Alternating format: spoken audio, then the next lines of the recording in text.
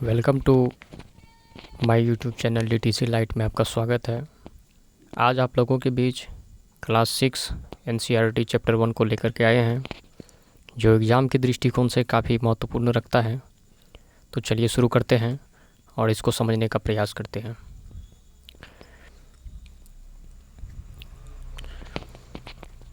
अध्याय 1, क्या, कब, कहाँ और कैसे।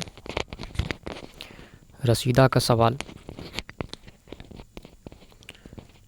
रसीदा बैठी अखबार पढ़ रही थी।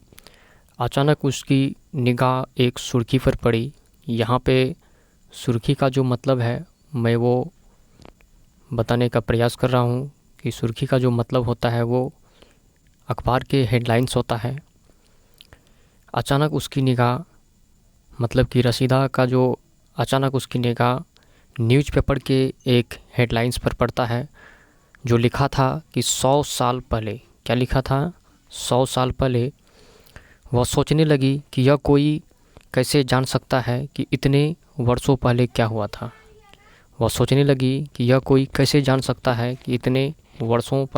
था। स्वाभाविक बात है कि बच्चों के मन में अक्सर यह प्रश्न ज़रूर मंडराने लगता है न्यूज़पेपर में पढ़ने के बाद। 100 साल पहले यह प्रश्न पढ़ने के बाद उनके मन में उनके दिमागों में यह प्रश्न ज़रूर उभरने लगता है कि आखिर 100 साल पहले की खबरें कैसे हमको पता चलेगा। तो चलिए उनके बारे में एक बार पता करते हैं। कैसे पता लगाएं? यह जानने के लिए कि कल क्या हुआ था तुम रेडियो सुन सकते हो। ये बात सही है। कल क्या हुआ था यह जानने के लिए रेडियो से जो खबर मिलता है उससे हम लोग समझ सकते हैं कि कल क्या हुआ था, और साथ ही टेलीविज़न देख सकते हैं और फिर अखबार भी पढ़ सकते हैं। तो कल क्या हुआ, बीते दिनों के खबरों को हम लोग रेडियो के माध्यम से, टेलीविज़न के माध्यम से और साथ ही अखबारों के माध्यम से हम लोग जान सकते हैं। साथ ही यह जानने के लिए कि पिछले साल क्या हुआ था तुम किसी ऐसे व्यक्ति से बात कर सकते हो, और साथ ही पिछले साल बीती घटनाओं के बारे में हम लोग यह पता करने के लिए अपनों से बड़े लोगों से बातचीत करके उनसे समझ सकते हैं कि पिछले साल क्या हुआ था। लेकिन जब बात बहुत पहले की बात हो तो यह कैसे जाना जा सकता है, यह भी यहाँ पे एक प्रश्न उठता है। तो चलिए पता करते हैं। अतीत के बारे में हम क्या जान सकते हैं? तो अतीत के बारे में हम बहुत कुछ जान सकते हैं। तो अतीत के बारे में बहुत कुछ जाना जा सकता है कि जैसे लोग क्या खाते थे, कैसे कपड़े पहनते थे, किस तरह के घरों में रहते थे। हम आर्किटेक्टों, ये आर्किटेक्ट जो शब्द है, ये आर्किटेक्टों का जो मतलब होता है वो शिकारी होता है। यहाँ पे जो लिखा है आर्किटेक्टों का मतलब होता है शिकारियों, यानी कि एक शिकारी नहीं, बहुत सारा शिकारी। और पशुपालकों, कृषकों, शासकों, व्यापारियों, पुरोहितों, शिल्पकारों, कलाकारों, संगीतकारों या फिर वैज्ञानिकों के जीवन के बारे में जानकारियाँ हासिल कर सकते हैं। तो अतीत के बारे में हम लोग बहुत कुछ जानकारियाँ हासिल कर सकते हैं। उन्हीं जानकारियों में से कुछ जानकारियाँ इस प्रकार से है, जैसे आर्किटेक्टों के बारे में, पशुपालकों के बारे में, कृषकों के बारे में, शासकों के बारे में, व्यापारियों के बारे में, पुरोहितों के बारे में, शिल्पकारों के बारे में, और साथ ही कलाकारों, संगीतकारों और वैज्ञानिकों के जीवन के बारे में भी बहुत सारी जानकारियाँ हासिल कर सकते हैं। तो चलिए आगे पढ़ते हैं। यही नहीं, हम यह भी पता कर सकते हैं कि उस समय बच्चे कौन से खेल खेलते थे। और अब देखिए, हम यहाँ तक तो जानकारियाँ हासिल कर सकते हैं, और साथ ही प्लस पॉइंट में मेरा ये भी होगा कि उस समय बच्चे जो हैं कौन कौन से खेल खेला करते थे वो भी पता कर सकते हैं। अब बताइए, है ना आश्चर्य की बात? तो कौन सी कहानियाँ सुना करते थे और कौन से नाटक देखा करते थे, या फिर कौन कौन से गीत भी गाते थे। है ना यह रोचक बात? तो चलिए आगे पढ़ते हैं। अब है कि लोग कहाँ रहते थे। अब इनको समझने का एक बार प्रयास करते हैं। आशा है कि आप लोगों को जो मैं बता रहा हूँ, जो समझा रहा हूँ, वो आप लोग को बेहतर तरीक़ा से समझ में आ रहा हो। कृपया मन लगा के समझने का प्रयास कीजिएगा। बहुत ही आसान शब्दों में आप लोगों के बीच मैं व्याख्या कर रहा हूँ। कृपया ध्यान से मेरी बातों को समझने का प्रयास कीजिएगा। कई लाख वर्ष पहले से लोग इस नदी के तट पर रह रहे हैं। कई लाख वर्ष पहले से लोग इस नदी के तट पर रहे हैं। प्रायः पुराने समय के लोग जो हैं वो अक्सर नदी के किनारे रहा करते थे और यहाँ रहने के पीछे बहुत सारा ढेरों सारे निम्नलिखित कुछ कारण भी रहते थे। तो यहाँ रहने वाले आरंभिक लोगों में से कुछ कुशल संग्राहक थे। कुशल संग्राहक का मतलब जो होता है बच्चों, मैं इन शब्दों को स्पष्ट करना चाहूँगा। कुशल का मतलब होता है योग्य संग्राहक। संग्राहक का मतलब जो होता है वो होता है जमा करना, इकट्ठा करना। कुशल का मतलब क्या होता है? योग्य। संग्राहक का मतलब जो होता है वो क्या होता है? इकट्ठा करना, जमा करना। जो आसपास के जंगलों की विशाल संपदा से परिचित थे। जो लोग नदी तट के किनारे रहते थे वे लोग विशाल संपदा से काफ़ी भली भांति परिचित थे। अपने भोजन के लिए वे जड़ों, फलों तथा जंगल के अन्य उत्पादों का यहीं से संग्रह किया करते थे। वे लोग अपने भोजन के लिए जड़ों का प्रयोग करते थे, जड़ों को खाते थे, फलों को खाते थे और साथ ही जंगल के अन्य उत्पादों का यहीं से संग्रह किया करते थे। वे जानवरों का आखेट का मतलब आप लोग को पहले भी मैं बता चुका हूँ कि जो आखेट का जो मतलब होता है वो होता है शिकार करना। आखेटर का जो मतलब होता है वो क्या होता है? वो होता है शिकार करना। आशा है कि आप लोग को ये बात बेहतर तरीक़ा से समझ में आ रहा हो। तो चलिए इसका नेक्स्ट पेज में क्या है वो देखने का प्रयास करते हैं।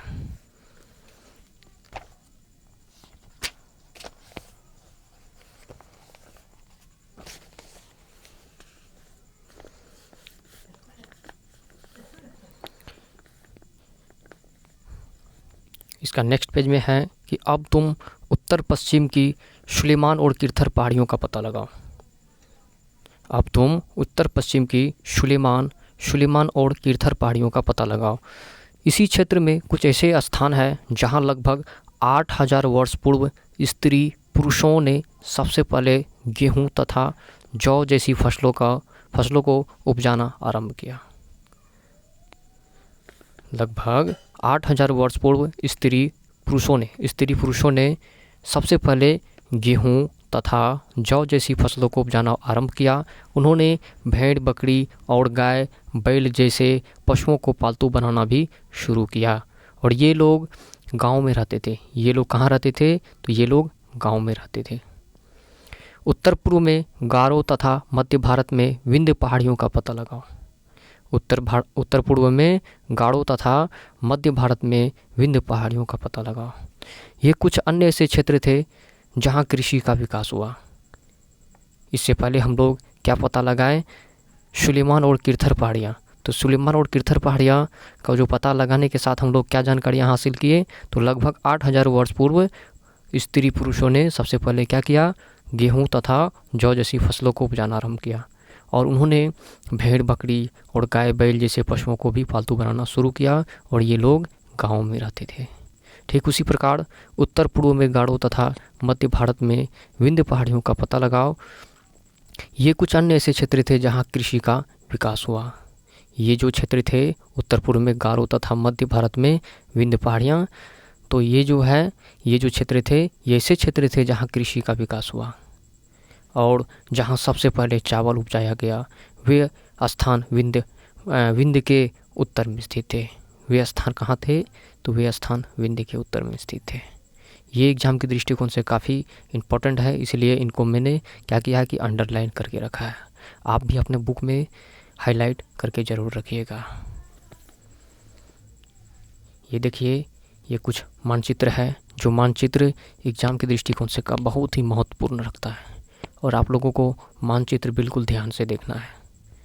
ये हिंद महासागर दिखा रहा है यहाँ पे, इसको आप अपने बुक में ज़रूर समझने का प्रयास कीजिएगा। चलिए इसका नेक्स्ट पेज में देखते हैं क्या है।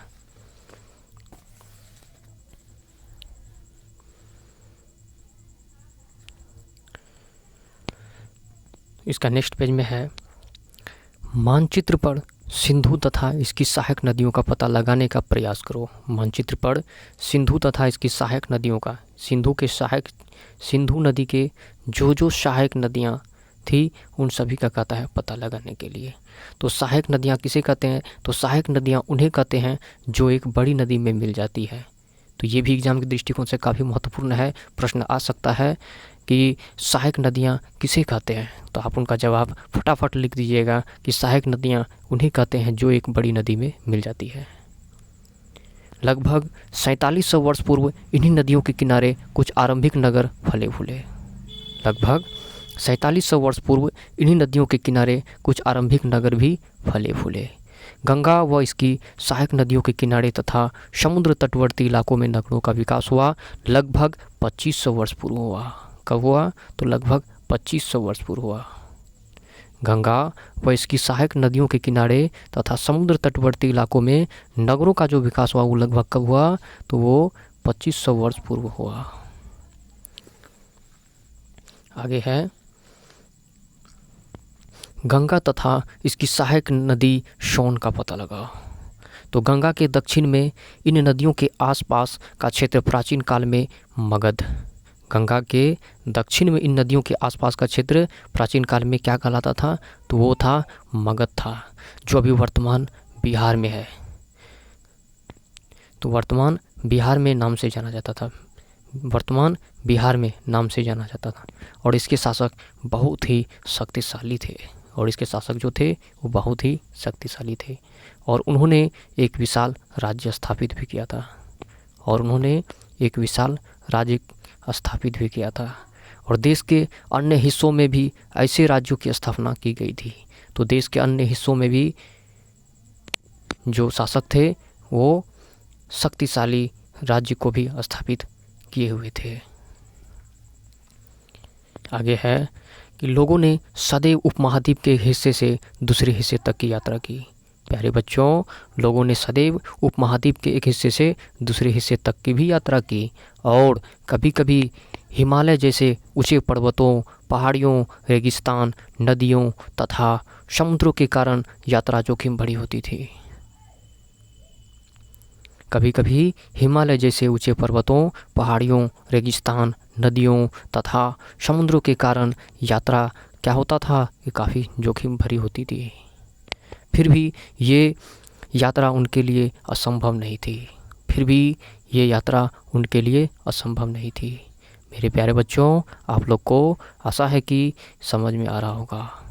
अतः कभी लोग काम की तलाश में तो कभी प्राकृतिक आपदाओं के कारण एक स्थान से दूसरे स्थान भी जाया करते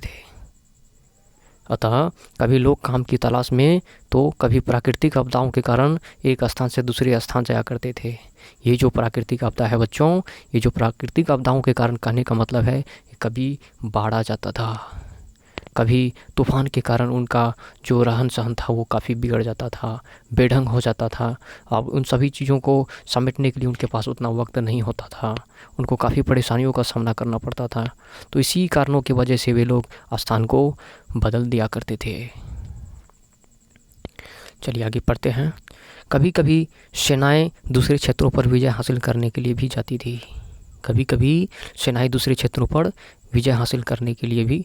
थी। और इसके अतिरिक्त व्यापारी कभी काफिले में तो कभी जहाज़ों में अपने साथ मूल्यवान वस्तुएं लेकर एक स्थान से दूसरे स्थान जाते रहते थे।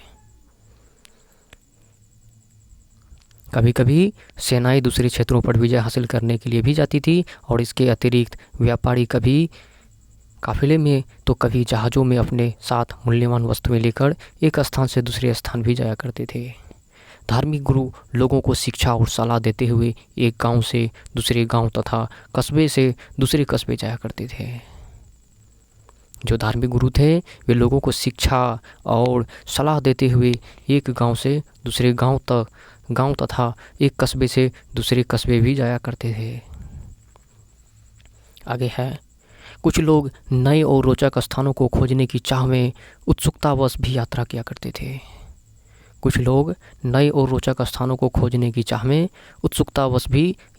करते थे। इन सभी यात्राओं से लोगों को एक दूसरे के विचारों को जानने का अवसर मिला। इन सभी यात्राओं से लोगों को एक दूसरे के विचारों को जानने का भी अवसर मिला। एक थोड़ा सा जो बुक में दिया गया उसको थोड़ा बार समझने का प्रयास करते हैं, ये क्या है। तो ये मानचित्र एक जो पिछला पेज में आप लोग देखे थे। दक्षिण एशिया में आधुनिक भारत, पाकिस्तान, दक्षिण एशिया के अंदर कौन कौन से देश आता है उनको थोड़ा एक बार समझने का प्रयास करते हैं। दक्षिण एशिया यानी कि आधुनिक भारत जो है, आधुनिक भारत हो गया, पाकिस्तान हो गया, बांग्लादेश, नेपाल, भूटान और श्रीलंका, और अफगानिस्तान, ईरान, चीन तथा म्यांमार आदि पड़ोसी देशों को दर्शाता है। दक्षिण एशिया एक महाद्वीप से छोटा है। दक्षिण एशिया क्या है? एक महाद्वीप से छोटा है, लेकिन विशालता तथा बाकी एशिया से समुद्रों, पहाड़ियों तथा पर्वतों से बटे होने के कारण इसे प्रायः क्या कहा जाता है? तो उपमहाद्वीप कहा जाता है। क्या कहा जाता है? तो प्रायः इसे उपमहाद्वीप कहा जाता है। क्यों कहा जाता है? क्योंकि विशालता तथा बाकी एशिया से समुद्रों, पहाड़ियों तथा पर्वतों से बटे होने के कारण इसे उपमहाद्वीप कहा जाता है। आगे है, आज लोग यात्राएं क्यों करते हैं? आज लोग यात्राएं क्यों करते हैं, है ना प्रश्न बनता है ना प्रश्न। आज लोग यात्राएं क्यों करते हैं, क्यों लोग घूमते हैं? तो एक बार फिर से मानचित्र एक को देखो, पहाड़ियाँ, पर्वत और समुद्र इस उपमहाद्वीप की प्राकृतिक सीमा का निर्माण करते हैं। पहाड़ियाँ हो गया, पर्वत हो गया, समुद्र, ये सभी क्या करता है कि उपमहाद्वीप ये सभी प्राकृतिक सीमा का निर्माण करते हैं। हालांकि लोगों के लिए इन सीमाओं को पार करना आसान नहीं था। उतना मुश्किल और कठिन नहीं था। जिन्होंने ऐसा चाहा वे ऐसा कर सके। वे पर्वतों की ऊंचाई को छू सके तथा गहरे समुद्रों को पार कर सके। उपमहाद्वीप के बाहर से भी कुछ लोग यहाँ आए और यहीं बस गए। वे पर्वतों की ऊंचाई को छू सके तथा गहरे समुद्रों को पार कर सके और उपमहाद्वीप के बाहर से भी कुछ लोग यहाँ आए और यहीं बस भी गए। लोगों के इस आवागमन ने हमारी सांस्कृतिक परंपराओं को समृद्ध बनाया। लोगों की इस आवागमन ने हमारी संस्कृति को क्या हुआ कि सांस्कृतिक परंपराओं को क्या बनाया? तो वो समृद्ध बनाया। इसका नेक्स्ट पेज देखते हैं क्या है।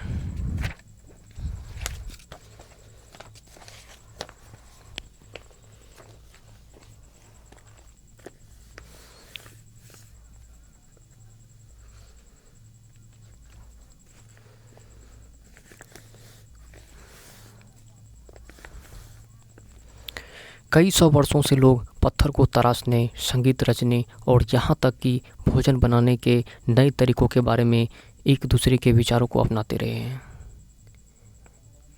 कई सौ वर्षों से लोग पत्थर को तराशने, संगीत रचने और यहाँ तक कि भोजन बनाने के नए तरीकों के बारे में एक दूसरे के विचारों को अपनाते रहे हैं। आगे है देश के नाम। मेरे प्यारे बच्चों, अब है देश के नाम। अपने देश के लिए हम प्रायः इंडिया तथा भारत जैसे नामों का प्रयोग करते हैं। आपको पता ही होगा हम लोग अपने देश का जो नाम है वो किन किन नामों का प्रयोग करते हैं अपने देश के लिए।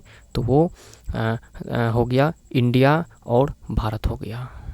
ये जो इंडिया है, ये इंडिया शब्द इंड से निकला है। क्या आप लोगों को ये बात पहले पता था? नीचे कमेंट बॉक्स में ज़रूर बताइएगा। इंडिया शब्द इंड से निकला है। इंडिया शब्द कहाँ से आया है? तो वो इंड से आया है। ये बहुत ही इम्पोर्टेंट बात है और इनको याद रखिएगा आप लोग। जिसे संस्कृत में सिंधु कहा जाता है। ये जो इंड शब्द है इसे संस्कृत में क्या कहा जाता है? सिंधु कहा जाता था। इसे क्या कहा जाता है? सिंधु कहा जाता है। अपने एटलस में ईरान और यूनान का पता लगाओ। आप लोगों के पास एटलस बुक होगा, यदि नहीं हो तो नज़दीकी बुक स्टोर में जाके एक एटलस ज़रूर खरीद लीजिएगा ताकि आप लोगों को मानचित्र समझने में किसी भी प्रकार का परेशानी का सामना न करना पड़े। एटलस में ईरान और यूनान का पता लगाना है। लगभग 2500 वर्ष पूर्व उत्तर पश्चिम की ओर से आने वाले यूनानियों ने सिंधु को क्या कहा? तो इंदोस कहा, अथवा इंदोस और इस नदी के पूर्व में स्थित भूमि प्रदेश को क्या कहा? तो इंडिया कहा। है ना मज़ेदार की बात।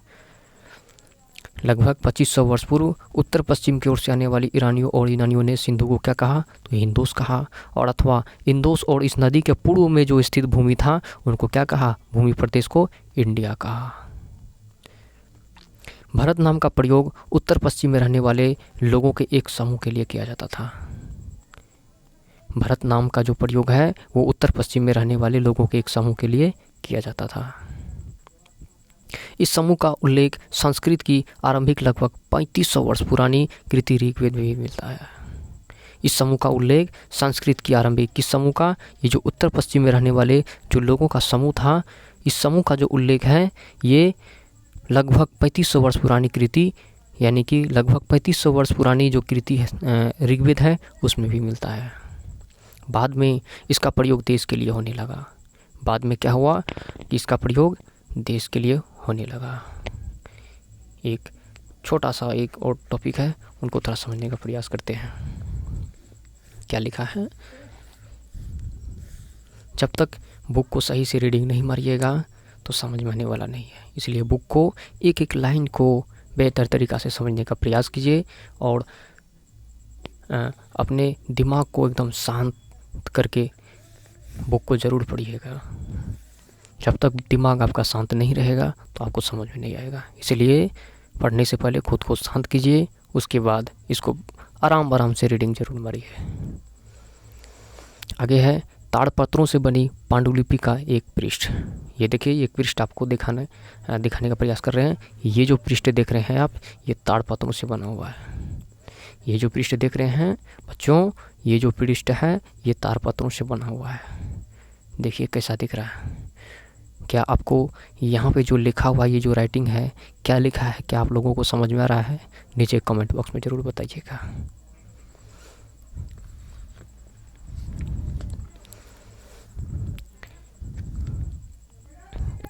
यह पांडुलिपि लगभग 1000 वर्ष पहले लिखी गई थी। यह जो पांडुलिपि है जो आपको दिखाए हैं अभी, यह पांडुलिपि जो है लगभग 1000 वर्ष पहले लिखी गई थी।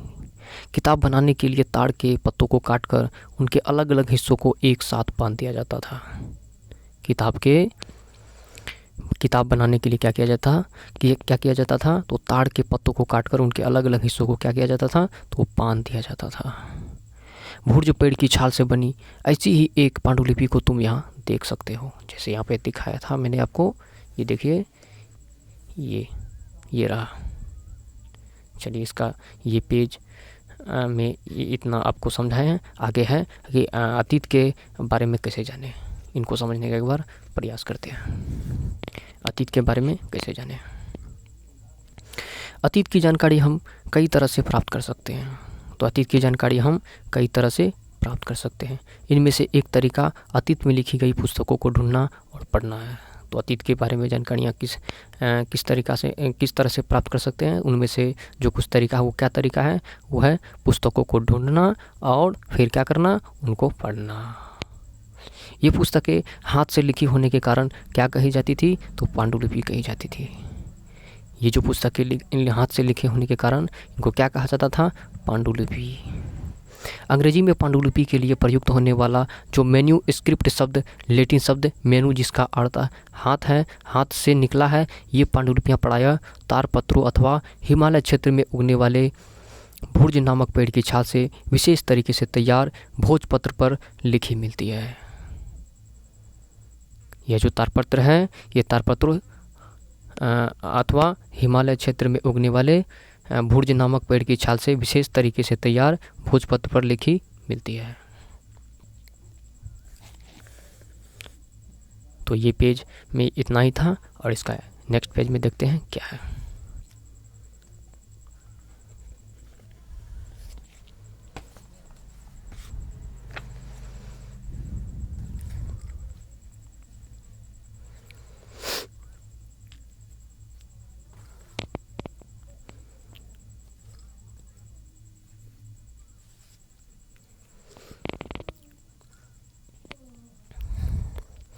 इतने वर्षों में इनमें से कई पांडुलिपियों को कीड़ों ने खा लिया। बात सही है, हमारे घरों में बहुत सारी पुरानी किताबें हैं जिनको क्या कहा जाता है, दीमक जो है वो पुराने होने के कारण दीमक उसमें लग जाता है। और दीमक आप लोग जानते ही हैं कि दीमक क्या करता है कि पेज को धीरे धीरे करके खा जाता है।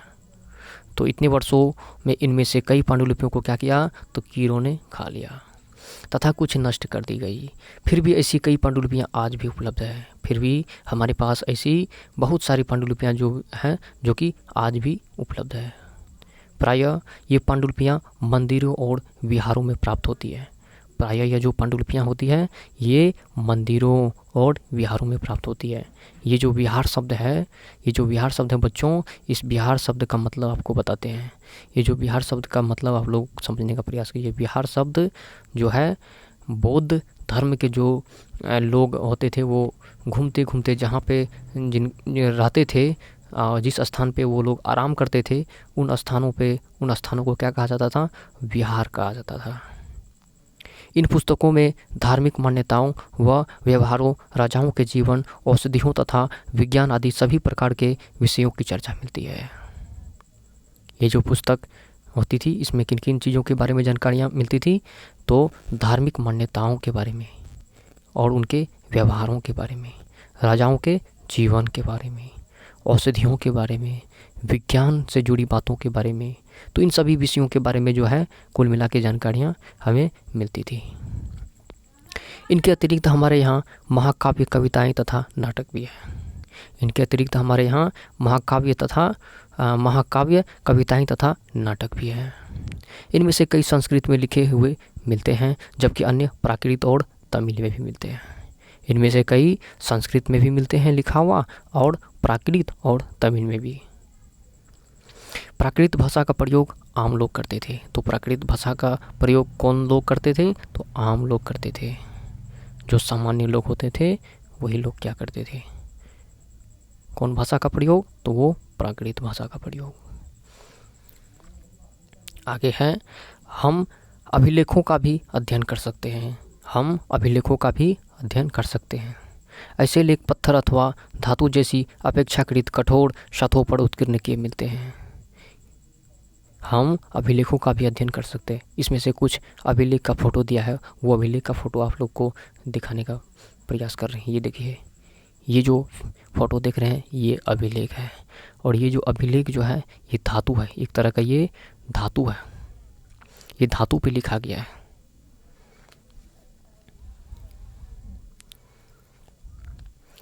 हम अभिलेखों का भी अध्ययन कर सकते हैं। ऐसे लेख पत्थर अथवा धातु जैसी अपेक्षाकृत कठोर सतहों पर उत्कीर्ण किए गए मिलते हैं। कभी कभी शासक अथवा अन्य लोग अपने आदेशों को इस तरह उत्कीर्ण करवाते थे ताकि लोग उन्हें देख सके, पढ़ सके तथा उनका पालन कर सके। कुछ अन्य प्रकार के अभिलेख भी मिलते हैं जिनमें राजाओं तथा रानियों सहित अन्य स्त्री पुरुषों ने भी अपने कार्यों के विवरण उत्कीर्ण करवाए हैं। उदाहरण के लिए प्रायः शासक लड़ाइयों में, ये थोड़ा ऊपर कर लेते हैं। उदाहरण के लिए प्रायः शासक लड़ाइयों में अर्जित विजयों का लेखा जोखा रखा करते थे। उदाहरण के लिए प्रायः शासक लड़ाइयों में अर्जित विजयों का लेखा जोखा भी रखा करते थे। इसके साइड में, इस अभिलेख के साइड में देखते हैं यहाँ पे क्या लिखा है, इनको समझने का एक बार प्रयास करते हैं। लगभग 2250 वर्ष पुराना, लगभग 2250 वर्ष पुराना। और यह अभिलेख वर्तमान अफगानिस्तान के कंधार से प्राप्त हुआ है। लगभग कितने वर्षों पुराना, 2250 वर्ष पुराना। यह अभिलेख वर्तमान अफगानिस्तान के कंधार से प्राप्त हुआ है। और यह अभिलेख अशोक नामक शासक के आदेश पर उत्कीर्ण करवाया गया था। यह जो अभिलेख आप लोग देख रहे हैं ये 2250 वर्ष पुराना अभिलेख है। और यह जो अभिलेख है ये अशोक नामक शासक के आदेश पर उत्कीर्ण करवाया गया था।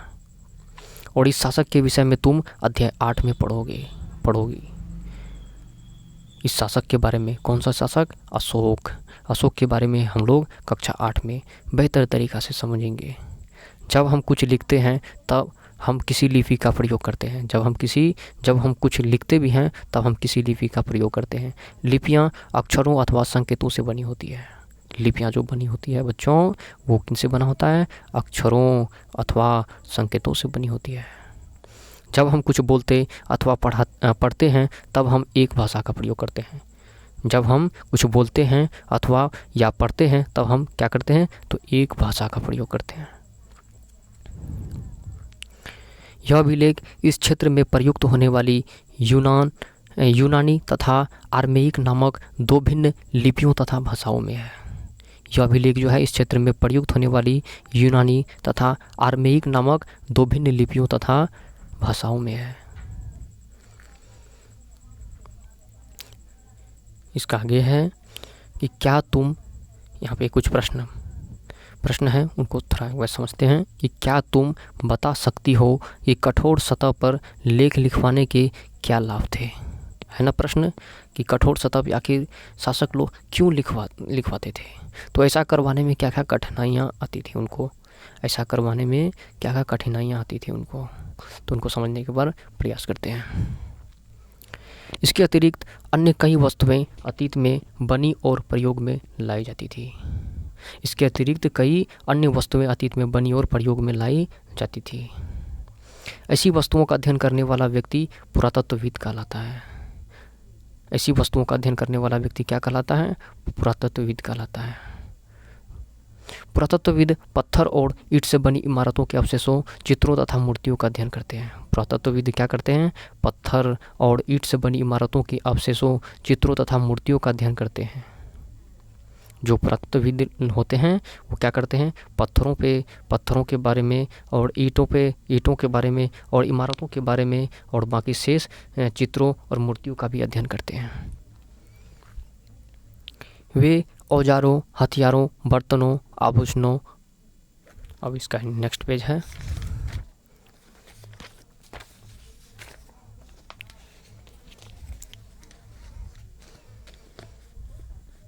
ये देखिए,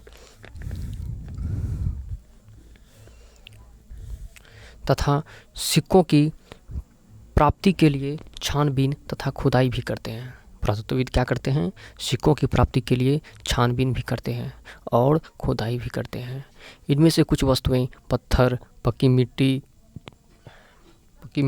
तथा कुछ धातु की बनी हो सकती है। इनमें से कुछ वस्तुएं पत्थर की, पक्की मिट्टी की तथा कुछ धातु की बनी हो सकती है, जो यहाँ पे दिखाया गया है। ये देखिए, ये जो वस्तुएं हैं ये पक्की मिट्टी का बना हुआ है, ये धातु का बना हुआ है और ये जो बना है ये पत्थर है।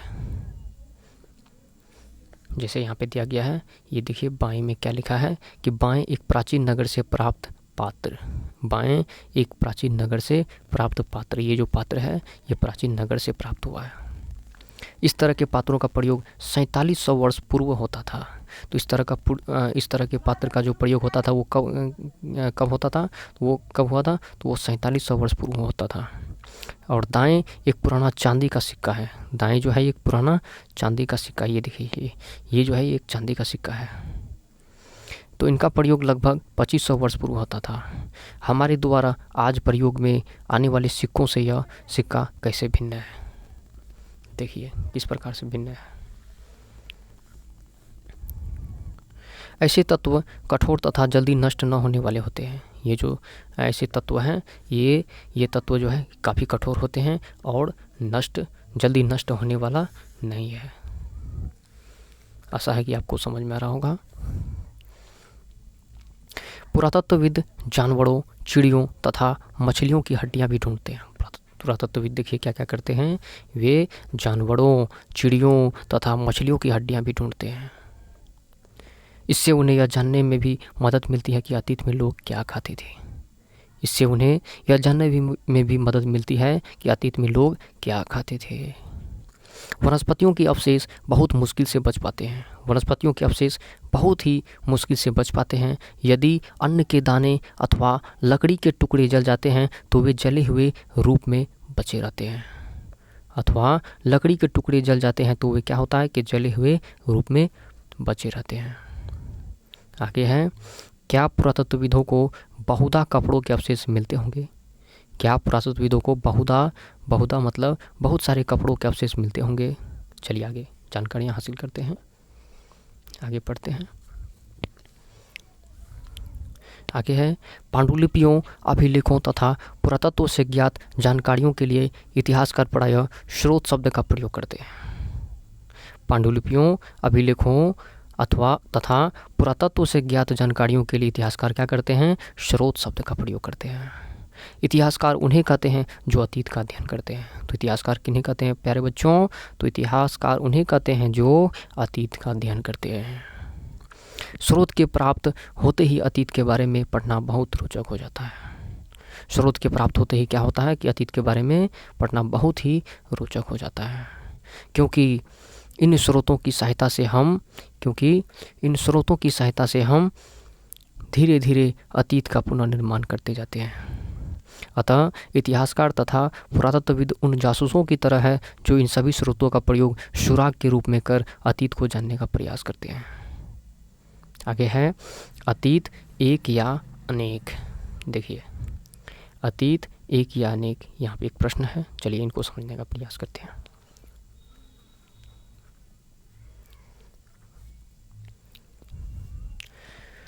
क्या तुमने इस पुस्तक के शीर्षक हमारे अतीत पर ध्यान दिया है? क्या तुमने इस पुस्तक के शीर्षक हमारे अतीत पर ध्यान दिया है? इस पुस्तक का शीर्षक जो है वो क्या है? हमारे अतीत है। प्यारे बच्चों, इस पुस्तक का शीर्षक का जो नाम आया है वो क्या आया है? हमारे अतीत आया है।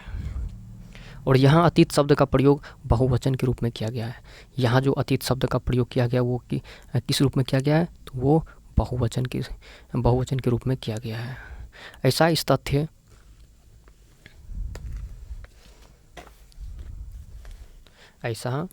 तथ्य की ओर ध्यान दिलाने के लिए किया गया है कि अलग अलग समूह के लोगों के लिए इस अतीत के अलग अलग मायने थे। अलग अलग समूह के लोगों के लिए इस अतीत के अलग अलग मायने थे। उदाहरण के लिए पशुपालकों अथवा कृषकों का जीवन राजाओं तथा रानियों के जीवन से तथा व्यापारियों का जीवन शिल्पकारों के जीवन से बहुत ही क्या था कि भिन्न था। जिस तरह से व्यापारियों का जीवन होता था, जिस तरह से राजा तथा रानियों के जीवन होता था, जिस तरह से शिल्पकारों का जीवन होता था, तो इन सभी के जीवन जो है एक दूसरे से क्या था? बहुत ही भिन्न था, बहुत ही अलग था। जैसा कि हम आज भी देखते हैं, उस समय भी देश के अलग अलग हिस्सों में लोग अलग अलग व्यवहारों और रीति रिवाजों का पालन करते थे। जैसा कि हम लोग देखते हैं कि अलग अलग व्यवहारों और रीति रिवाजों का भी पालन क्या करते थे। उदाहरण के लिए आज अंडमान द्वीप के अधिकांश लोग अपना भोजन मछलियां पकड़कर, शिकार करके तथा फल फूल के संग्रह द्वारा प्राप्त करते हैं। उदाहरण के लिए आज अंडमान द्वीप के जो अधिकांश लोग हैं वो लोग भोजन का प्रबंध किस प्रकार से करते हैं? तो वो लोग मछलियां पकड़ कर करते हैं, शिकार करके करते हैं और फल फूल संग्रह करके करते हैं। इसके विपरीत शहरों में रहने वाले लोग खाद्य आपूर्ति के लिए अन्य व्यक्तियों पर निर्भर करते हैं। इसके विपरीत शहरों में रहने वाले जो लोग होते हैं वे लोग खाद्य आपूर्ति के लिए क्या करते हैं? ये अन्य व्यक्तियों पर निर्भर करते हैं। इस तरह के भेद अतीत में भी विद्यमान थे। तो इस तरह के भेद क्या थे? अतीत में भी, पुराने समय में भी विद्यमान था। आगे है, इसके अतिरिक्त एक अन्य तरह का भेद है, उस समय शासक अपनी विजयों का लेखा जोखा रखते थे। इसके अतिरिक्त एक अन्य तरह का भी भेद है कि उस समय शासक जो है वो अपनी विजयों का लेखा जोखा करते थे। उस समय के जो शासक होते थे वे अपनी विजयों का मतलब है कि कितना उन लोगों कितना युद्ध जो है वो जीत चुके हैं, उनका लेखा जोखा भी वे लोग अपने साथ रखते थे, अपने पास रखते थे। यही कारण है कि हम उन शासकों तथा उनके द्वारा लड़ी जाने वाली लड़ाइयों के बारे में काफ़ी कुछ जानते हैं। जबकि शिकारी, मछुआरे, संग्राहक, कृषक अथवा पशुपालक जैसे आम आदमी प्रायः अपने कार्यों का लेखा जोखा नहीं रखते थे। तो आप बताइए, आप अपने कार्यों का किस प्रकार से कितना लेखा जोखा रखते हैं? कमेंट बॉक्स में ज़रूर बताइएगा। पुरातत्व की सहायता से हमें उनके जीवन को जानने में मदद मिलती है। तो पुरातत्व की सहायता से हमें उनके जीवन को जानने में मदद मिलती है। हालांकि अभी भी इनके बारे में बहुत कुछ जानना शेष है मतलब कि बाकी है। आगे है तिथियों का मतलब। अब है तिथियों का मतलब। प्यारे बच्चों, तिथियों का जो मतलब होता है उनको एक बार बेहतर तरीक़ा से समझने का प्रयास करते हैं। अगर कोई तुमसे तिथि के विषय में पूछे तो तुम शायद उस दिन की तारीख, बात सही है, अगर तुमसे कोई तिथि के बारे में पूछे तो क्या बताओगे, तो तारीख के बारे में बताओगे, माह के बारे में बताओगे, महीना बताओगे, वर्ष बताओगे, जैसे कि 2000 या इसी तरह का कोई और वर्ष बताओगे। तो वर्ष की यह गणना, यह जो वर्ष की जो गणना है, यह ईसाई धर्म प्रवर्तक ईसा मसीह के जन्म की तिथि से की जाती है। यह जो वर्ष की जो गणना है प्यारे बच्चों, ईसाई धर्म प्रवर्तक, ईसाई धर्म के जो प्रवर्तक है वो कौन है, तो ईसा मसीह जी हैं। तो ईसा मसीह के जन्म की तिथि से की जाती है। अतः 2000 वर्ष कहने का तात्पर्य क्या है, तो ईसा मसीह के जन्म के 2000 वर्ष के बाद से है। 2000 वर्ष कहने का तात्पर्य क्या है प्यारे बच्चों, वो है 2000 वर्ष के बाद से है। ईसा मसीह के जन्म के पूर्व की सभी तिथियां ईसा पूर्व यानी कि ईसा से पहले के रूप में जानी जाती है। ईसा मसीह के जन्म के पूर्व की जो सभी तिथियां किस रूप में जाना जाता है, तो ईसा पूर्व के रूप में। इस पुस्तक में हम 2000 को अपना आरंभिक बिंदु मानते हुए वर्तमान में पूर्व की तिथियों का उल्लेख करेंगे। इस पुस्तक में हम 2000 को अपना आरंभिक बिंदु मानते हुए वर्तमान से पूर्व की तिथियों का उल्लेख करेंगे। अब इसका नेक्स्ट पेज में क्या है वो देखने का प्रयास करते हैं।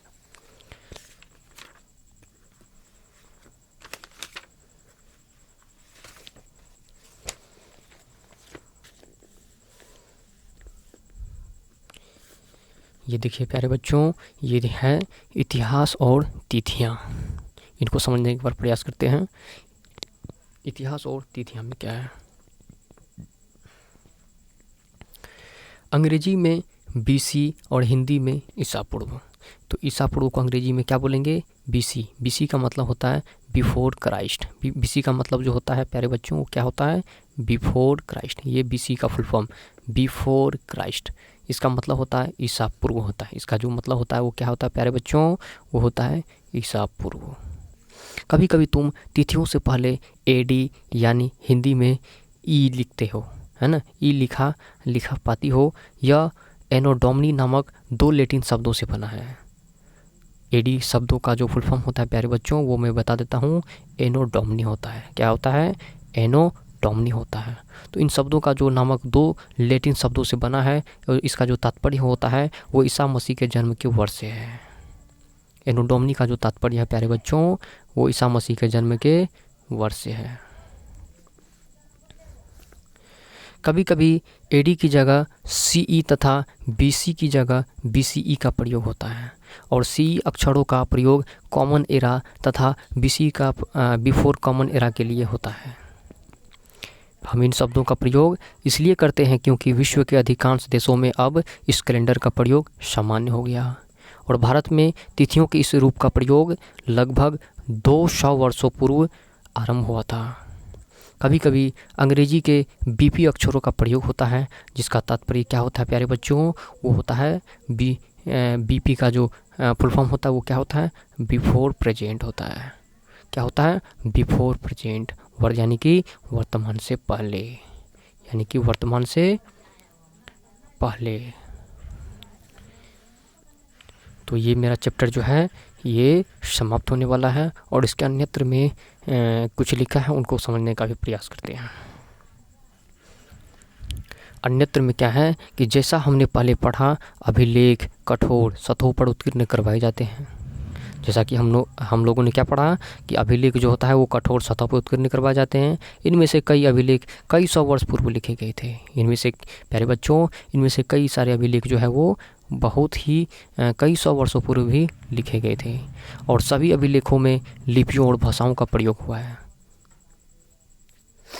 तो सभी लेखों में लिपियों और भाषाओं का प्रयोग हुआ है और साथ ही समय के साथ साथ अभिलेखों में प्रयुक्त भाषाओं तथा लिपियों में बहुत बदलाव आ चुका है। विद्वान यह कैसे जान पाते हैं कि क्या लिखा था? इसका पता अज्ञात लिपि का अर्थ निकालने की एक प्रक्रिया द्वारा लगाया जा सकता है। इस प्रकार से अज्ञात लिपि को जानने की एक प्रसिद्ध कहानी उत्तरी अफ्रीका देश मिस्र से मिलती है। लगभग 5000 वर्ष पूर्व यहाँ राजा रानी रहते थे। ये देखिए, ये कुछ चित्र दिया गया है, इनको समझने का प्रयास कीजिए। ये चित्र देखिए कैसा दिख रहा है। ये देखिए यहाँ पे ये PTOLMIIS, ये जो है इसका जो मतलब होता है, ये देखिए इसका जो ये चित्र का जो मतलब होता है वो P होता है, और इस चित्र का जो मतलब होता है वो T होता है, और इसका जो मतलब होता है O होता है, और इसका जो मतलब होता है वो L होता है। तो ये सब यहाँ पे दिया गया देखिए। मतलब कि कुछ चित्र जो है वो किन किन अक्षरों को संकेत करते हैं उनके बारे में यहाँ पे बताया जा रहा है। इसका नेक्स्ट पेज में देखते हैं।